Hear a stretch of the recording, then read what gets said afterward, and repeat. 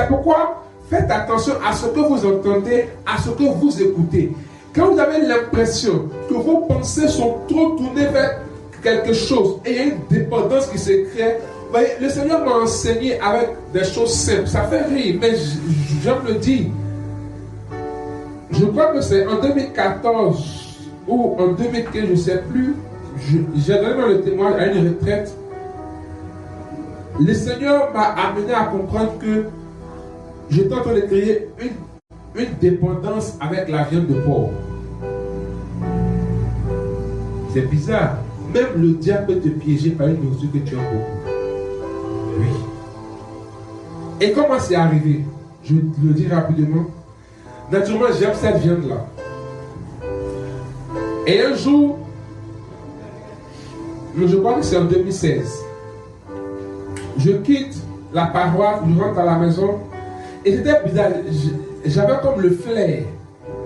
Quand je disais vraiment qu'il y a ça quelque part, je sens qu'il y a des bonnes choses à l'endroit.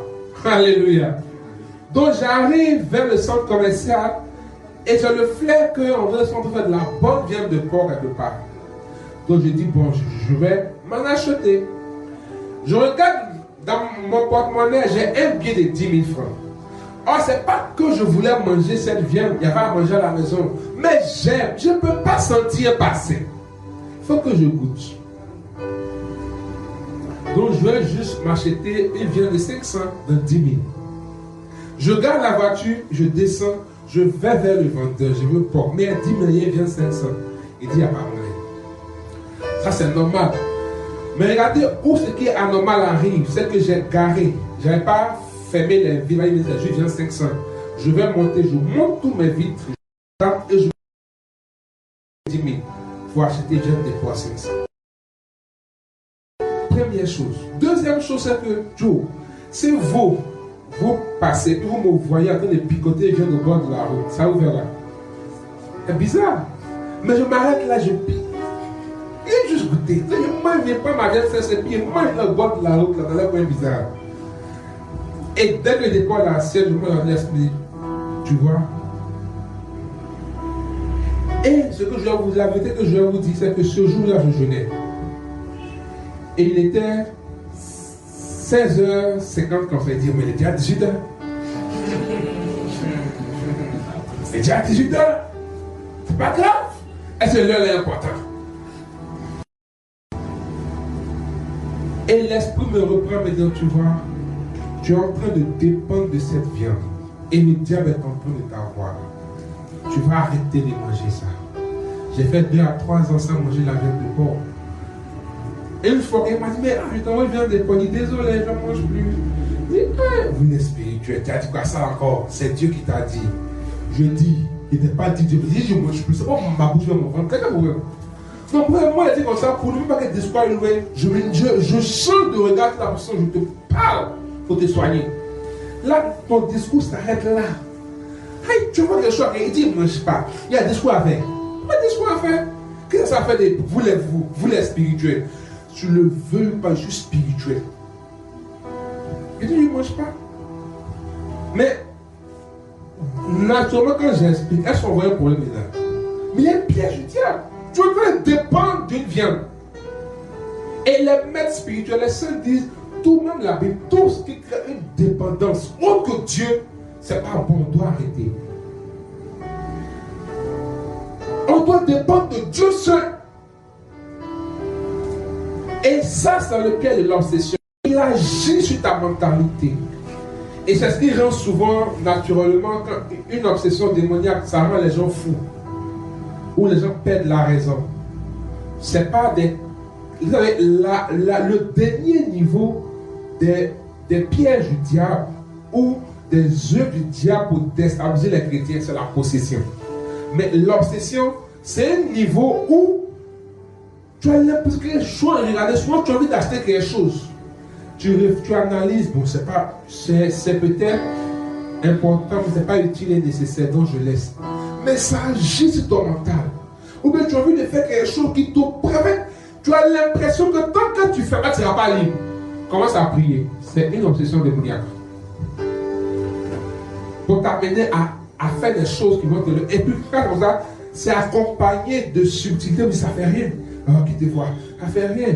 Alors, ça, c'est pas que tu n'es pas chrétien. Attention. Troisième piège, il y a l'oppression. L'oppression, c'est, comme le mot le dit, c'est une action de l'ennemi sur ton extérieur. Et il y a l'oppression corporelle et il y a l'oppression environnementale. L'objectif, c'est de créer la peur en nous et nous détourner de Dieu.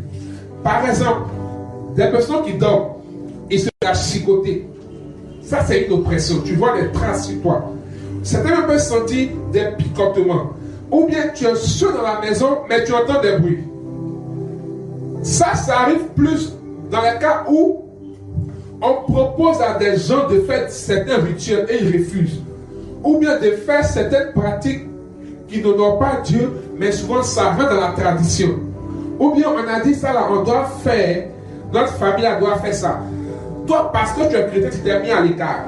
Donc, l'ennemi, surtout en sorcellerie, on crée une oppression pour gens te dire que c'est parce que tu n'as pas fait que ça t'est arrivé. Donc, du coup, tu vas te déconvertir en allant faire cette pratique qui est de l'idolâtrie. Face à ça, il faut être prudent et il faut commencer à engager le combat spirituel. Tu peux être là, puis tu entends comme quelqu'un se lave dans la douche. Je ne sais pas si c'est déjà arrivé à quelqu'un. Tout le monde dort. Mais tu te vois oublier les gens, quelqu'un se lave, puis tu as peur.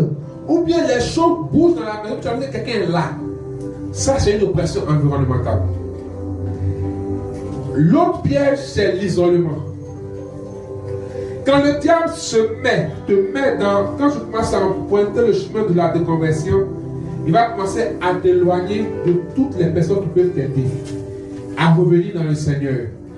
Et il te fait croire, c'est ce que j'appelle l'attitude de Judas. Il te fait croire que soit tu es trop mauvais, ou tu es là, tu es déjà damné, tu es déjà perdu, donc reste dans ton coin. Si tu vas avec les autres, tu vas les contaminer.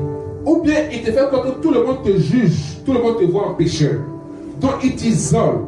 Or, l'isolement est la chose à éviter, quelle que soit ta situation. Ne t'isole jamais. Il y a des gens, quand par exemple, ça ne va pas, ou bien ils ont des troubles émotionnels, ou bien il y a certaines situations, au lieu d'en parler pour qu'ils soient aidés, ils se mettent dans leur coin seuls, espérant s'en sortir. Quel que soit le péché ou la situation, n'accepte jamais d'être isolé ou de rester dans ton coin. Tu ne peux pas t'en sortir seul. Reviens. Et ça, c'est une ruse du diable. C'est un piège. Plus tu es seul, tu es vulnérable, il peut t'acculer, mettre des mentalités en toi, tomber dans certaines choses. Moi, certains, tu vas les voir, isole des gens qui peuvent t'aider et t'envoie des gens qui peuvent t'aider pour aller encore plus loin dans la déconversion. Et tu vas commencer à avoir l'impression que ces gens-là, ils t'acceptent mieux, ils te comprennent mieux, tu es mieux avec eux, et tu demeures avec eux, et ils sont en train de te tirer. Le diable est en train de t'avoir. C'est pourquoi, frères et sœurs, le Seigneur nous veut comme une génération allumée et puissante, dont Dieu veut nous déposer dans ses pas et sur son chemin. Je vais allumer ce feu en nous. Je vais nous dire que nous allons aborder le dimanche prochain un thème très important. Comment revenir au Seigneur? On a vécu ces choses. On va terminer par comment revenir au Seigneur. Parce qu'il est bon de parler de ces choses, mais il est mieux et excellent de revenir au Seigneur. Parce que pour revenir, il faut que c'est l'Esprit qui ramène. C'est le feu de Dieu quand il est attisé et quand il est activé et allumé, il te fait courir vers les choses de Dieu. Il te fait courir vers les choses de Dieu et il te fait aimer le Seigneur davantage. De là où tu es, tu vas te mettre debout. Et commence à bénir le Seigneur pour ce temps. Commence à bénir le Seigneur pour tout ce que tu as entendu. Rabashaka,